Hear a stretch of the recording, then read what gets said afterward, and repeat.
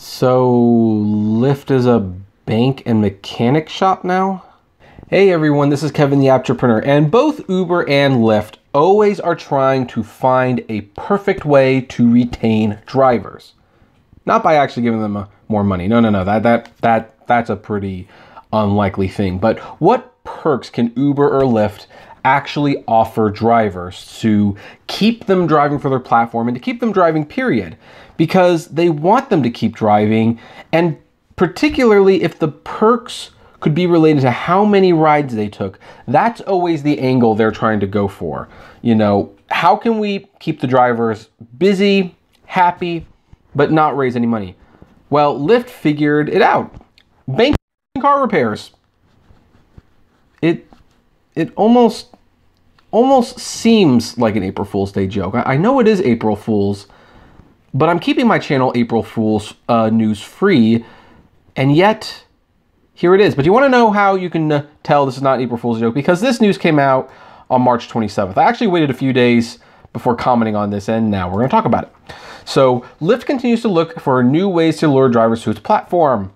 Money. Oh, you know.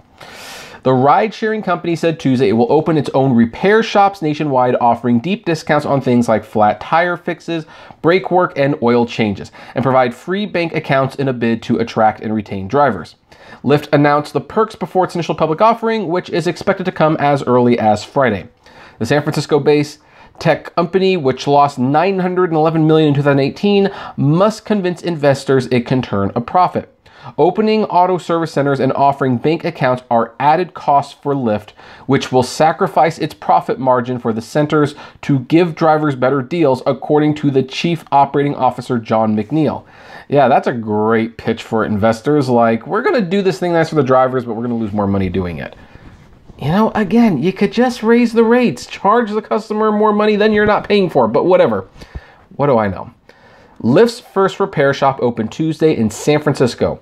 It expected to open more in a number of major cities in the second half of the year. McNeil declined to mention exact numbers, citing Lyft's quiet period ahead of its IPO. The company had 1.1 million active drivers at the end of 2018. The new programs aim to improve driver satisfaction and retention, which would help Lyft's bottom line. In its S1, Lyft mentions it needs to cost-effectively attract and retain disqualified drivers as a risk factor for its business. Lyft currently pays drivers bonuses to sign up that can be hundreds of dollars in competitive markets. Although I just want to say, the last few people who signed up for referral codes on my account, they were offered like 10, 20 bucks. So, you know, yeah, you want to attract drivers. Yeah, that's not how you're going to do it. Cool. Servicing a car is one of the biggest costs for the drivers, McNeil told CNN Business. True, he's not lying. We want to address that head on by helping them save up to 50% on the repair and get their car back in half the time. We're going to have a significant impact on driver take-home pay. Okay, that's nice. In San Francisco, there's a $69.99 charge for an oil change. Wow. Geez, I pay $24 for my oil change. Tire rotation and car wash. Oh, tire rotation and car wash, yeah. Labor charges on maintenance is $95 an hour. All active Lyft drivers will have access to the service centers. Keyword, active drivers. So not only would you have to be driving, I assume you would have to have so many rides, which, you know, but that's fair. I'm not going to say it's not fair, but, you know, it's definitely going to have stipulations. McNeil said one day anyone may be able to have their car serviced by Lyft, which would make sense from a business perspective. Let's look at this pragmatically. Yeah, they're opening these centers mainly to service Lyft customers. But you know what? There's nothing saying you can't open that to the general public. You don't give them the discounts, of course. You charge the money so that you make money. But yeah, that could at some point turn into a little profitable business. Although I don't think that's the main reason they're doing this. Let's continue. Let's see here. Lyft believes they can make its auto service centers more efficient than existing repair shops with modern manufacturing techniques. Many repairs don't require vehicles to be in a garage stall and a raised on a lift. Instead, McNeil described an assembly line system he likened to a NASCAR pit stop staffed by technicians who are Lyft employees. Quote, that car can pull in, 4 people can attack those tires, get them off at the same time, and get them replaced. What can take a half hour can take less than 10 minutes, said McNeil, who previously worked at Tesla, which opened its own repair centers during his tenure.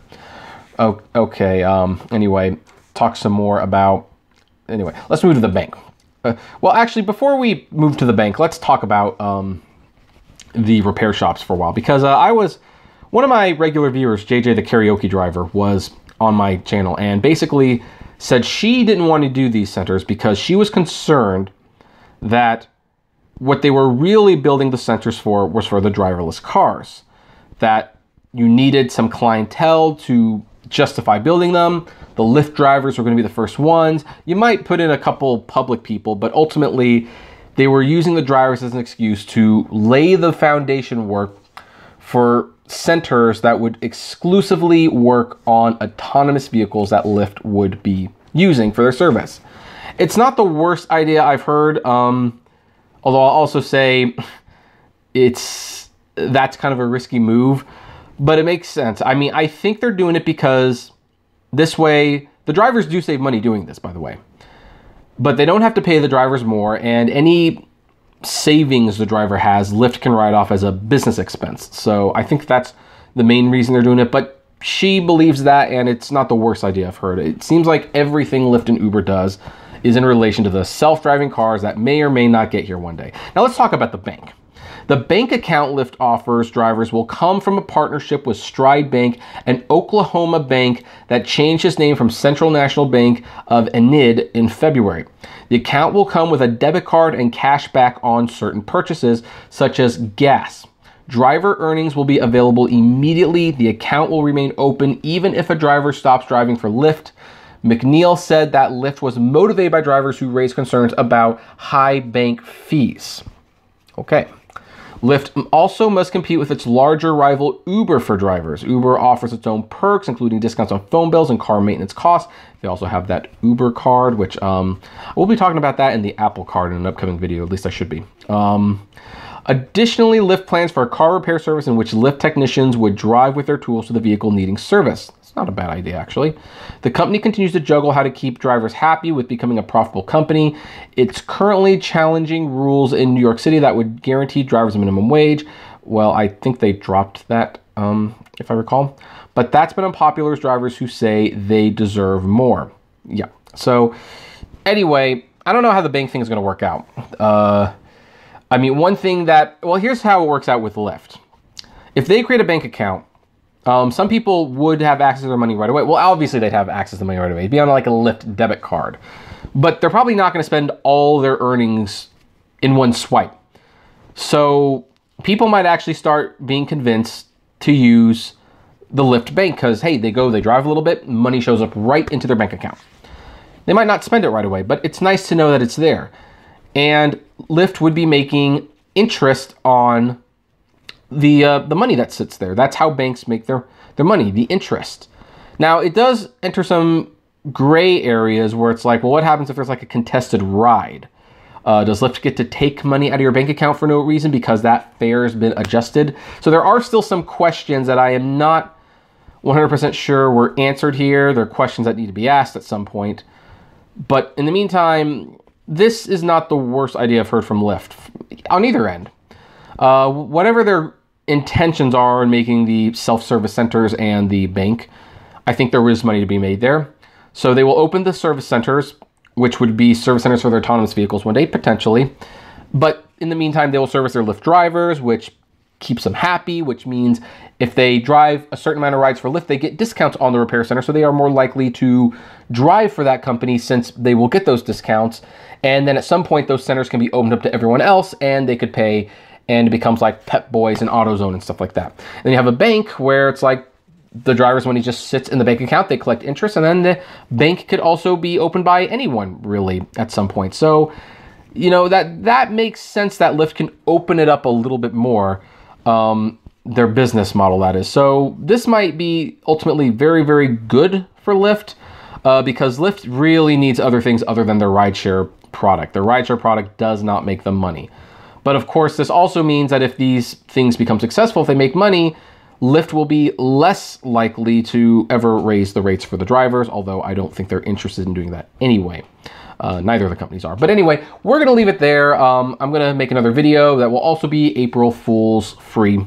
But what says you? Would you get a Lyft bank account and debit card? Do you want to go at a Lyft servicing station?